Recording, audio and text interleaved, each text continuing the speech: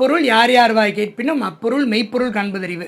இப்போ நான் சொல்கிற விஷயங்கள் கூட உங்களுக்கு மெய்ப்பொருளாக இருந்தால் நீங்கள் எடுத்துக்கலாம், இல்லைனா நீங்கள் இப்படி சொல்கிறது தப்பாக இருக்கேன்னு கேட்கலாம். அந்த உரிமை உங்களுக்கு இருக்குது. ஏன்னா நீங்கள் உணரக்கூடியது நுகரக்கூடியது நீங்கள் தான், நுகர்வோர் கன்சியூமர் நீங்கள் தான். ஸோ இப்போ ஒருத்தர் ஒரு விஷயம் சொல்கிறாங்க அப்படின்னா அதை கன்சியூம் பண்ண போகிறீங்க. கன்சியூம் பண்ணுறதுக்கு முன்னாடி அது நல்லதா, இப்போ நம்ம ஒரு ஹோட்டலில் போய் சாப்பிட்றோம், இந்த ஹோட்டல் உணவு நல்ல உணவான்னு பார்க்குறோம். ஒரு பேனா வாங்குகிறோம், நல்ல பிராண்டாக நல்லா எழுதுதான்னு பார்க்குறோம்.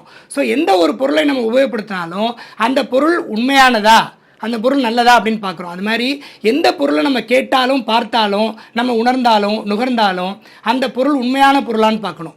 ஸோ இப்போ மாற்று மருத்துவத்தில் இப்போ வெங்காயம் சாப்பிட்டா இதயத்துக்கு நல்லது, ஏன்னா வெங்காயம் போலவே இதயம் இருக்குது. இப்போ தக்காளி சாப்பிட்டா இதயத்துக்கு நல்லது, ஏன்னா தக்காளியில் இருக்கக்கூடிய 4 அறைகள் மாதிரி இதயத்தில் 4 அறைகள் இருக்குது. டபுள் பீன்ஸ் சாப்பிட்டா கிட்னிக்கு நல்லது, அது கிட்னி ஷேப்பில் இருக்குது. இப்படிலாம் ஒரு கருத்து இருக்குது.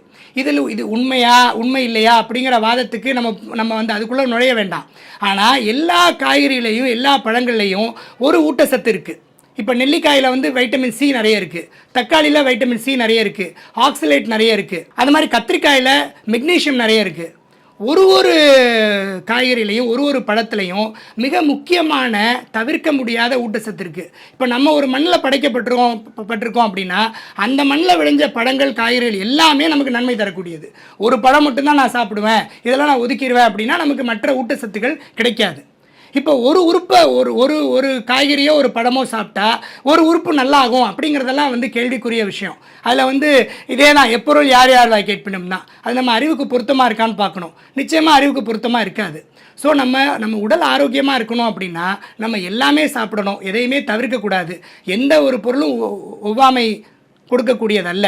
இதில் ஒரு முக்கியமான விஷயம் நான் சொல்ல விரும்புகிறேன். தோல் ஒவ்வாமை வர்றவங்க, ஸ்கின்ல அலர்ஜி வர்றவங்க எல்லாருமே உடனே பண்ணுற வேலை என்னென்னா டாக்டரை போய் பார்க்குறது இல்லை, கத்திரிக்காயும் கருணக்கிழங்கும் நீக்கிடுவாங்க உணவுலேருந்து. அந்த கத்திரிக்காய் என்ன பாவம் பண்ணிச்சோ பாவம்.